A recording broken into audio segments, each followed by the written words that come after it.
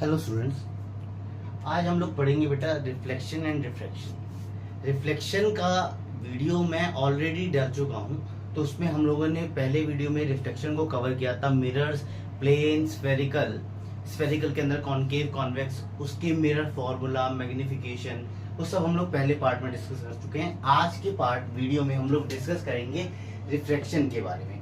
Reflection होता क्या है और क्यों होता है, इसका रीजन क्या है। इसके अंदर में हम लोग लेंसेस पढ़ेंगे। प्लेन लेंस हमने कुछ नहीं पढ़ना है, केवल कॉन्केव और कॉन्वेक्स लेंस पढ़ने हैं, उनके इमेज फॉर्मेशंस पढ़ने हैं। इमेज फॉर्मेशंस हमने कॉन्केव मिरर के 6 पढ़े थे, उसी तरीके से इनके कॉन्वेक्स मिरर के लेंस के जो इमेज फॉर्मेशंस हैं वो 6 हैं। कॉन्केव के इमेज फॉर्मेशंस 2 हैं केवल। कन्वर्जिंग और डाइवर्जिंग जस्ट अपोजिट है मिरर के अकॉर्डिंग। फोकल लेंथ का जो साइन रहता है वो सेम है, रियल वर्चुअल अपोजिट है, बाकी सारे साइन कन्वेंशन सेम रहते हैं। थोड़ा सा मैग्निफिकेशन के फॉर्मूले में चेंज आता है, वो भी केवल साइन का। मिरर में -v/u था, इसमें केवल v/u होता है। तो अभी स्टार्ट करते हैं कि इस रिफ्रैक्शन के प्रोसेस के बारे में। ये तो अभी तक जो मैंने बताया है, ये आप लोगों को समरी बताई कि आप लोगों ने क्या क्या पढ़ना है। तो रिफ्रैक्शन है क्या? Basically bending of light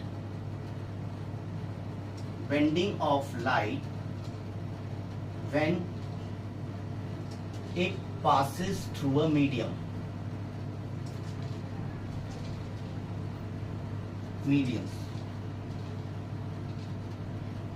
is known as refraction। या आप बोल सकते हो the phenomena of the bending of light when it passes through medium is known as refraction। अब why refraction occurs? Refraction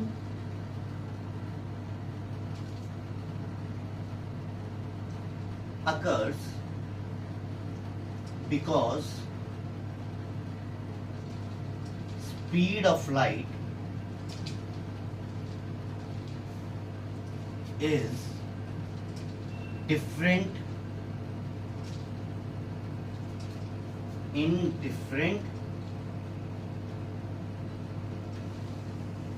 mediums. देखिए, अगर अलग अलग मीडियम में जो लाइट की जो स्पीड है वो अलग अलग होती है, तो इसी वजह से ये मीडियम्स को ऑप्टिकली रेयरर या डेंसर बना देते हैं। जो ऑप्टिकली डेंसर मीडियम होते हैं उनमें जो स्पीड ऑफ लाइट है वो थोड़ी कम होती है, रेयरर में थोड़ी ज्यादा होती है। अब इसी डिफरेंस की वजह से जब लाइट की रे एक मीडियम से दूसरे मीडियम जाएगी तो वो या तो बेंड कर जाएगी या फिर थोड़ा स्प्रेड कर जाएगी। It will bend, either it will bend towards the normal or it will bend away from the normal. तो यही जो प्रोसेस होगा पूरा, ये जो बेंडिंग है, इसी को बोलते हैं रिफ्रैक्शन। अब रिफ्रैक्शन को और अच्छी तरीके से समझने के लिए सबसे पहले तो हम लोगों को लॉ ऑफ रिफ्रैक्शन को पढ़ना पड़ेगा। लॉ ऑफ रिफ्रैक्शन जो है वो 2 कहलाते हैं, नोट करते हैं। सबसे पहला, if a ray of light moves from rarer to denser. अब ये रेयरर और डेंसर मीडियम जो होते हैं ये किस तरीके से डिफाइन किए जाते हैं? देखिए, ऑप्टिकली रेयरर मीडियम कह रहे हैं that medium in which the speed of light is more, in a denser medium it is always less. तो रेयरर से अगर डेंसर की तरफ जा रहा है, यहाँ पर स्पीड ज्यादा है, इसमें स्पीड कम है, तो क्या होगा? It will bend towards the normal.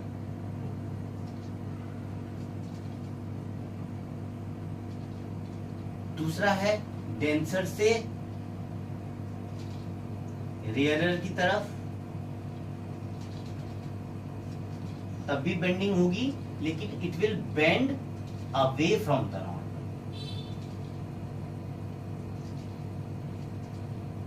अब ये जो हमने देखा कि लाइट की जो रे है या तो बेंड कर गई टुवर्ड्स नॉर्मल या दूर चली गई नॉर्मल से, तो इसका मतलब कि मीडियम जो है चेंज हुआ है, ऑप्टिकली रेयरर और डेंसर। तो उसका कुछ ना कुछ रिफ्रैक्टिव इंडेक्स भी होगा, हम लोग उसकी भी बात करें। वो कैसे कैलकुलेट होता है? दूसरा लॉ कहता है कि sine of angle of incidence upon sine of angle of refraction, not reflection, is the constant and that constant is known as refractive index. उस रिफ्रैक्टिव इंडेक्स बोलते हैं उसके कांस्टेंट को, मतलब अगर आपके पास आई और आर की वैल्यू है तो हम लोग उसका रिफ्रैक्टिव इंडेक्स कैलकुलेट कर सकते हैं। और जरूरी नहीं है हमें रिफ्रैक्टिव इंडेक्स कैलकुलेट करने के लिए आई और आर ही चाहिए, नहीं दे रखी तो वेलोसिटी दे रखी है, उससे भी हम लोग रिफ्रैक्टिव इंडेक्स कैलकुलेट कर सकते हैं, वो मैं अभी बता दूंगा। सबसे पहले हम लोग देख लेते हैं refraction through a glass slab. एक ग्लास का जो स्लैब होता है जो पेपर वेट की तरह यूज किया जाता है, उसके थ्रू रिफ्रैक्शन जो है वो कैसे होगा। ये देखिए, this is a glass slab, ठीक है, दिस इज योर नॉर्मल।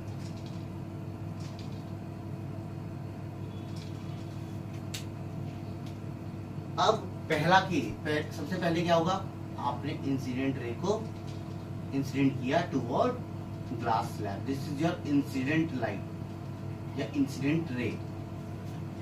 अब since this medium is air and this is glass, glass is a solid, और सॉलिड के जो पार्टिकल्स होते हैं वो पास पास होते हैं, तो लाइट की जो स्पीड है वो दैट विल रिड्यूस्ड। तो अकॉर्डिंग टू द लॉ, अगर रे ऑफ लाइट रेयरर से डेंसर मीडियम में आती है तो it will bend towards the normal. ये दिस इज योर रिफ्रैक्टेड रे।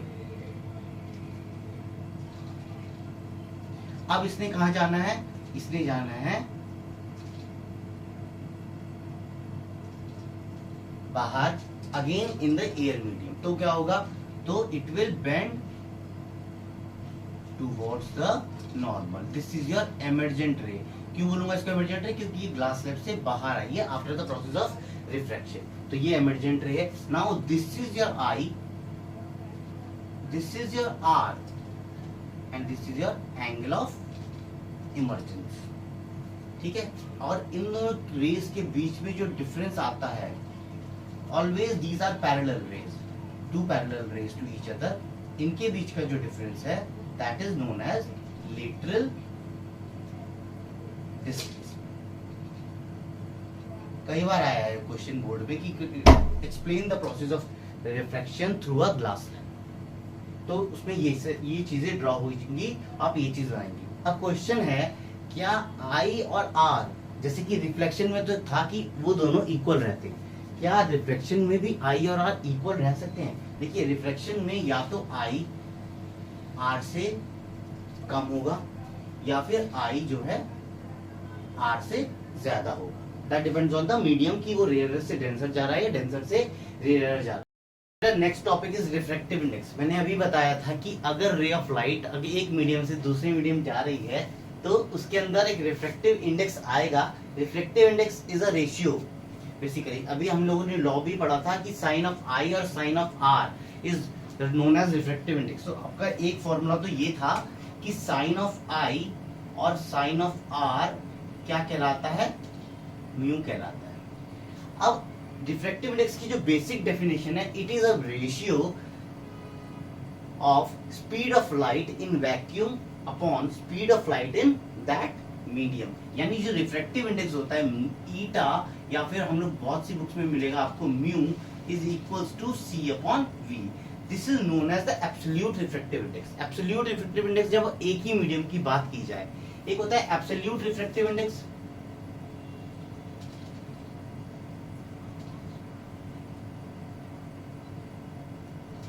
एब्सोल्यूट रिफ्रैक्टिव इंडेक्स उसका फॉर्मूला है ईटा किसके बराबर? सी अपॉन वी के, where c is the speed of light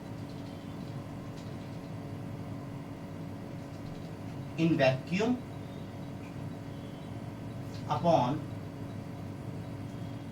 speed of light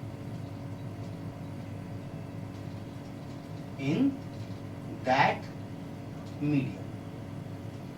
उस मीडियम में कितनी स्पीड है वो उस पे इनवर्सली प्रोपोर्शनल होगा रिफ्रैक्टिव इंडेक्स। जितनी ज्यादा स्पीड उतना कम रिफ्रैक्टिव इंडेक्स। डायमंड का रिफ्रैक्टिव इंडेक्स सबसे ज्यादा होता है, यानी वेलोसिटी ऑफ लाइट उसमें सबसे कम है, क्योंकि उसके अंदर इंटरनल रिफ्लेक्शन बहुत होता है। लाइट प्रॉपर्ली मूव नहीं कर पाती है, रिफ्लेक्ट होती रहती है बार बार। तो eta is inversely proportional to the velocity. Now second term is your relative refractive index. Relative refractive index.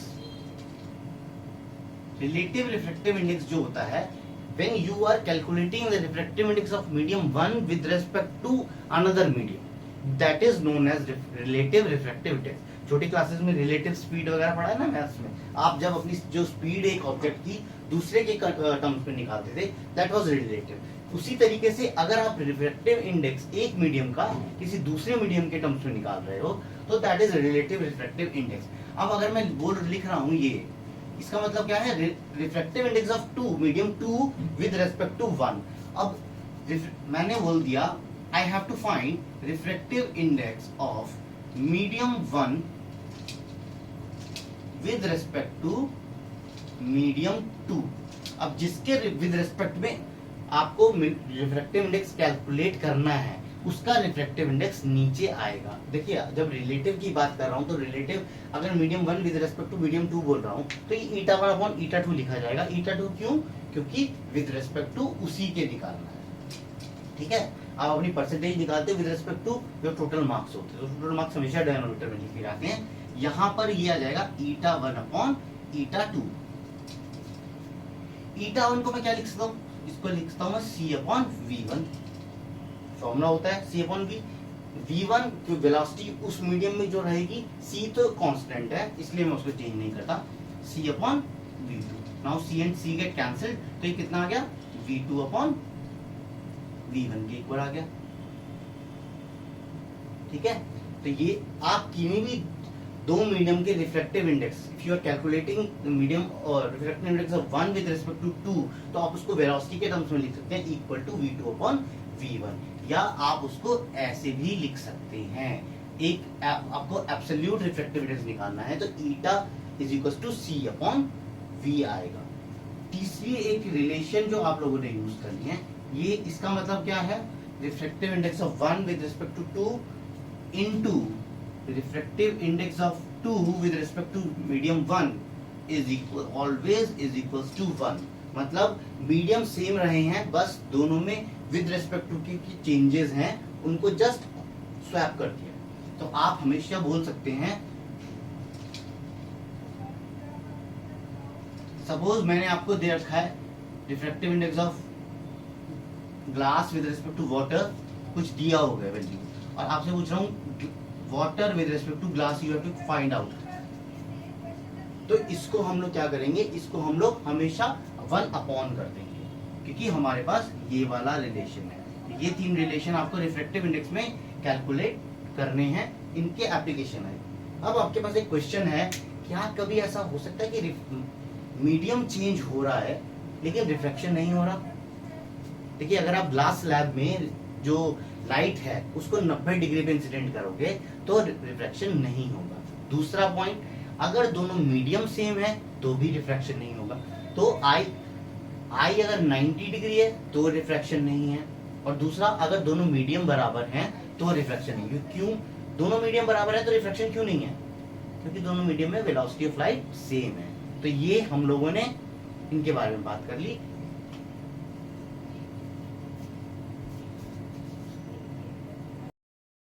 Now next topic is your lenses. अब लेंसेज जो हैं दो टाइप के हैं. लेंसेज दे आर कॉनकेव और कॉन्वेक्स. सबसे पहले हम बात कर लेते हैं कॉनकेव लेंस की. कॉनकेव लेंस, इसका जो नेचर होता है डाइवर्जिंग होता है. डाइवर्जिंग मतलब कि ये जो रे ऑफ लाइट इस पे इंसिडेंट होती है उसको स्प्रेड कर देता है. इस तरीके का होता है.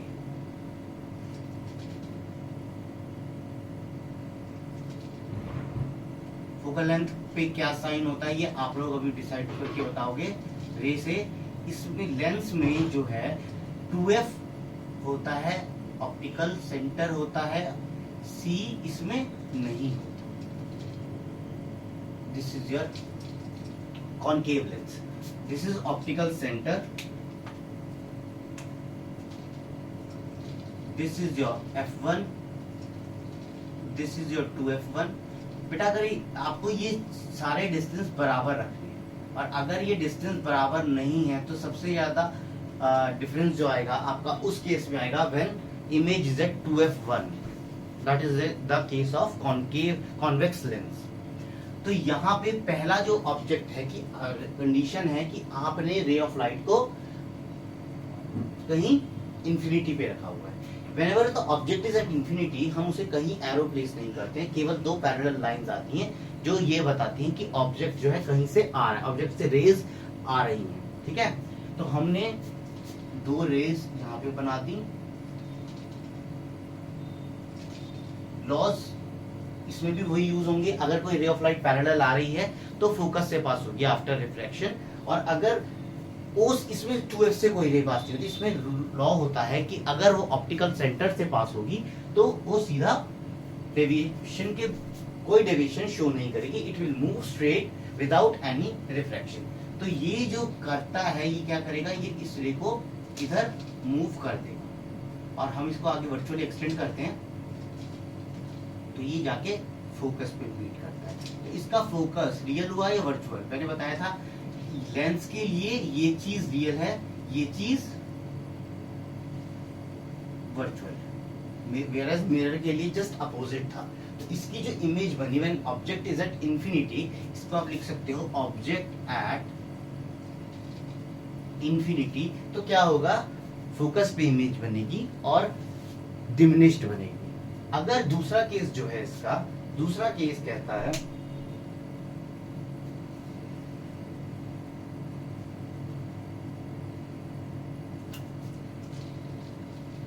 Object between O and infinity, आप कहीं पर भी रख दीजिए बिटवीन O एंड इंफिनिटी। उसके लिए आपको जो रे डायग्राम बनाना है वो कुछ इस तरीके से बनेगा। This is the concave lens,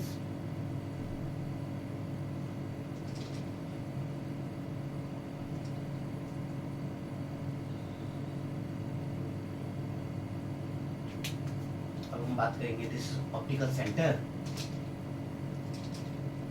this is f1, this is 2f1, this is f2 and this is f2 and this would be 2f2। remember ये सब डिस्टेंस जो है बराबर आनी चाहिए। तो अब आपने कहा कि ऑप्टिकल सेंटर और इंफिनिटी के बीच में हमने कहीं पर भी रख दिया।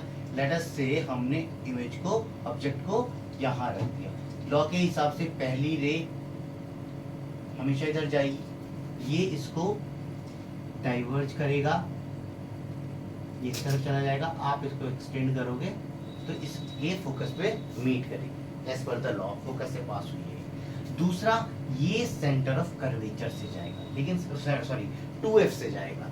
2f कौन सा, ये वाले से नहीं, ये जाएगा यहाँ से, ये वाले से जाके आपकी इमेज फॉर्मेशन कहीं होगी। हमारा जो बेसिक ऑब्जेक्टिव है कि इमेज फॉर्मेशन हमें शो करना है, तो यहाँ से जो ये रे है ये यहाँ से पास होगी,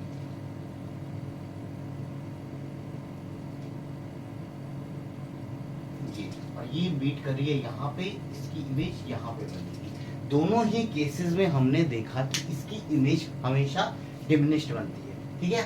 तो इसमें भी डिमिनिश्ड इमेज और इसमें भी डिमिनिश्ड इमेज, लेकिन दोनों में इरेक्ट इमेज है। अब नेक्स्ट लेंस है आपका कॉन्वेक्स लेंस।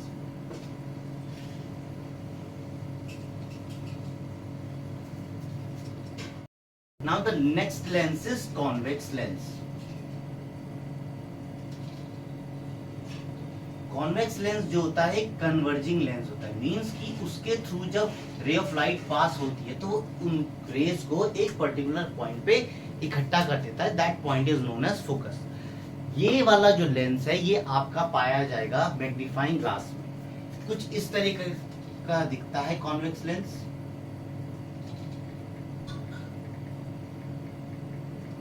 छह रे डायग्राम्स है, जैसे कि कॉन्केव मिरर में थे, प्लेसमेंट बिल्कुल सेम है।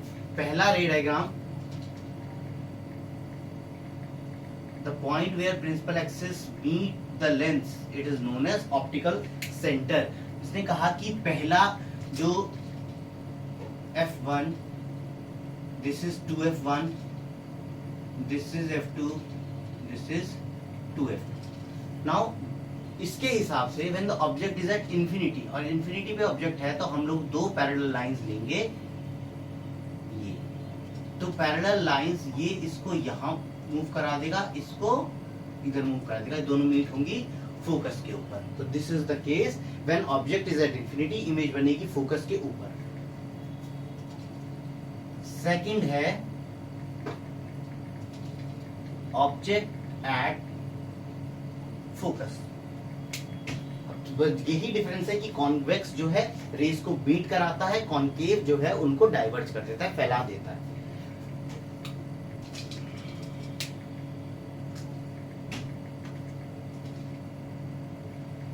ये है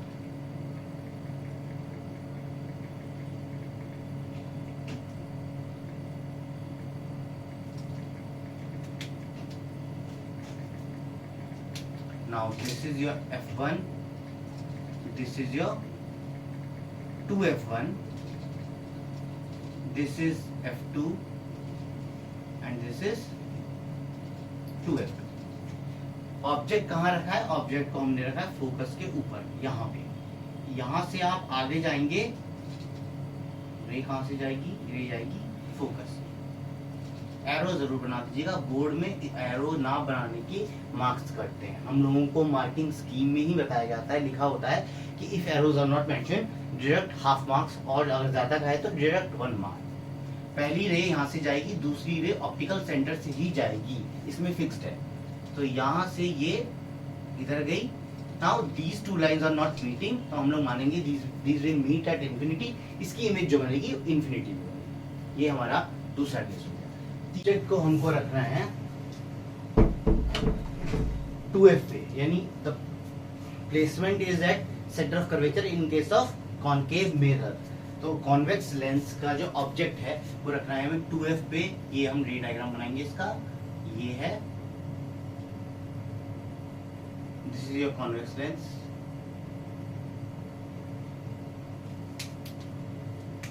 यहां से f1, 2f1, f2, 2f2। तो इसने कहा कि ऑब्जेक्ट को हमें यहां रखना है, यहां से यहां तक आएगा, रिफ्रैक्शन यहां पर होगा, रिफ्रैक्शन के बाद ये पहुंचेगा 2f पे। मैंने कहा था बेटा कि अगर ये डिस्टेंस जो है बराबर नहीं आए तो आपका इस वाले डायग्राम में ही गड़बड़ी आ सकती है। ठीक है। नाउ सेकेंड रे आपकी यहां से जाएगी, ये मीट करेगी यहाँ 2f पर। ऑब्जेक्ट का जो इमेज का जो साइज है वो ऑब्जेक्ट के बराबर है, it is of the same size. Real image है, लेंस में जो इस तरफ की इमेज है वो रियल है। चौथा केस जो आएगा, object is at object between f and 2f। f और 2f के बीच में जब हम ऑब्जेक्ट को रखें तो इमेज कहां बनेगी? आप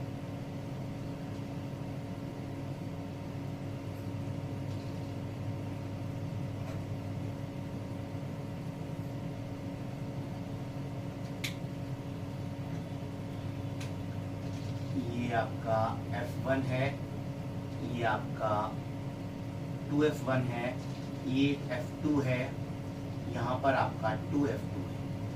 इनके बीच में आपको इमेज रखनी है। बीच का मतलब ये नहीं कि आपको एकदम बीच में ही रखनी है, इनके इन बिटवीन कहीं पर भी आप इमेज रख सकते हैं। तो ये जो रे है ये यहाँ तक जाएगी, यहाँ के बाद भी ये यहाँ से पास हो जाएगी focus as per the law. और दूसरा कहता है कि रे जाएगी ऑप्टिकल सेंटर से, तो इसकी जो इमेज बनेगी थोड़ी एनलार्ज बनेगी, इन्वर्टेड इमेज होगी, but that would be real. Real images जितनी भी बनती हैं all are inverted in nature, सब उल्टी इमेजेस बनती हैं। पांचवा केस है ऑब्जेक्ट बियॉन्ड 2f। बियॉन्ड का मतलब आप हम यहां से स्टार्ट करते हैं, बियॉन्ड का मतलब 2f से आगे। तो ये है आपका convex lens.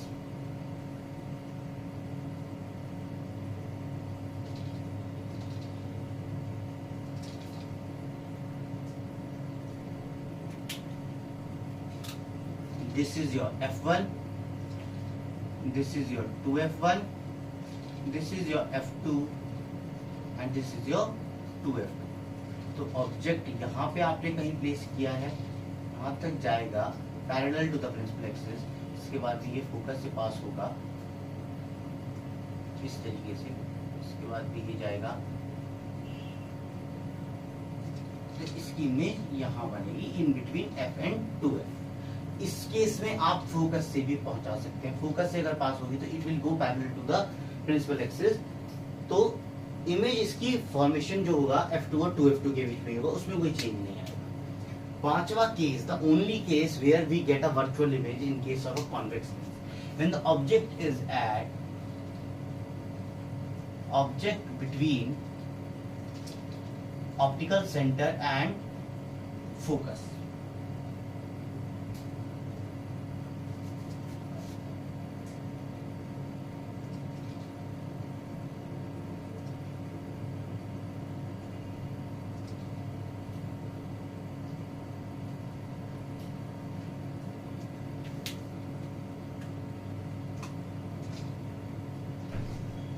Now this is your f1, this would be your 2f1, this would be your f2 and this would be your 2f2। तो इमेज जो है वो है यहाँ पे कहीं ऑप्टिकल सेंटर और प्रिंसिपल एक्सिस फोकस के बीच में। तो पहली रे पैरेलल ये पास होगी फोकस से, दूसरी रे, अब आप देख रहे हो कि ये जैसे जैसे आगे बढ़ रही है इनके बीच का जो डिस्टेंस है वो बढ़ता चला जा रहा है। तो इसको मैं वर्चुअली यहाँ एक्सटेंड अगर करता हूँ कि कहीं आगे जाके मीट कर जाएंगी, और जहां मीट करेंगी वहीं इमेज फॉर्म होगी, ये इमेज कहीं यहाँ फॉर्म होगी। तो this would be highly enlarge as well as virtual image. ये हमारे पास 6 केसेस थे, सबके प्लेसमेंट, ऑब्जेक्ट के प्लेसमेंट कॉरस्पॉन्डिंग उसके इमेज के प्लेसमेंट वो सेम है जैसे कॉनकेव मिरर में होते थे। अब इसके अलावा आप लोगों को देख लीजिए लेंस फॉर्मूला चाहिए। लेंस फॉर्मूला होता है 1/v minus 1/u equal to 1/f। ये यूज किया जाएगा आपके न्यूमेरिकल सॉल्व करने में, where v is your image distance, u is your object distance, f is the focal length. Focal length concave lens की positive, negative, convex की positive. दूसरा चीज होती है magnification. It is a ratio basically of two same quantities, either the height or the distance of object and image. तो magnification का जो formula होता है, slide change is there, mirror के कंपैरिजन में v/u होता है केवल लेंस के लिए, माइनस नहीं होता। hi/h0 के इक्वल भी इसको रख सकते हैं, ठीक है। ये हमारे पास मैग्निफिकेशन ऑफ द लेंस है। इसके अलावा आपके पास जब लेंस है, जैसे कि मेरे चश्मे में लेंस है, तो चश्मे का कोई एक नंबर भी है, that is defined, that is known as the power, the optical ability of the lens to converge or diverge the ray of light, ठीक है, इज नोन एज पावर। मतलब आपका जो लेंस है वो लाइट को, उसकी एबिलिटी कितनी है लाइट को कन्वर्ज करने की या डाइवर्ज करने की, कन्वर्ज बेसिकली, तो उसको हम लोग पावर बोलते हैं। And that power is measured in power की जो SI यूनिट है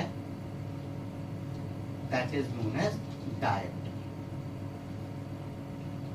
कॉनकेव लेंस की जो पावर आती है वो भी नेगेटिव आती है, क्यों? क्योंकि उसकी फोकल लेंथ ऑलरेडी नेगेटिव होती है, और जो कॉन्वेक्स की पावर होती है वो पॉजिटिव आती है। P is equals to 1/f in meters, और आपके पास सेंटीमीटर में है तो ये हो जाएगा 100/f इन सेंटीमीटर। तो अगर आपके पास चश्मा है जिसकी लेंस, जिसकी पावर बहुत ज्यादा है, दैट मींस उस लेंस की जो फोकल लेंथ है वो कम होगी। यहीं से देख लीजिए, पावर और फोकल लेंथ एक दूसरे के इनवर्सली प्रोपोर्शनल है। Whenever there are more than one lens in a spectacle, concave भी है, कॉन्वेक्स भी है, या किस आपके पास में लेंसेज अलग अलग हैं, आपको उनकी कंबाइंड पावर कैलकुलेट करनी है, तो उसके लिए क्या करोगे, अलग अलग लेंसेज की पावर इंडिविजुअली कैलकुलेट कर लोगे, उसके बाद उसको ऐड कर दोगे। तो पावर जो होती है कॉम्बिनेशन की, that is P1 + P2 up to Pn, and magnification अगर आपको कॉम्बिनेशन निकालना है तो वो मल्टीप्लाई करके आता है, M1 इंटू M2। मैग्निफिकेशन के लिए मोस्ट प्रोबेबली 2 ही लेंसेज दिए जाएंगे जिसमें आपको कैलकुलेट करना पड़ेगा। तो ये पूरा का पूरा था केवल रिफ्रैक्शन के बारे में। अब मैंने रिफ्लेक्शन और रिफ्रैक्शन दोनों पे जो वीडियोस हैं वो आप लोगों को शो कर दिए हैं। Thanks for watching, have a nice day.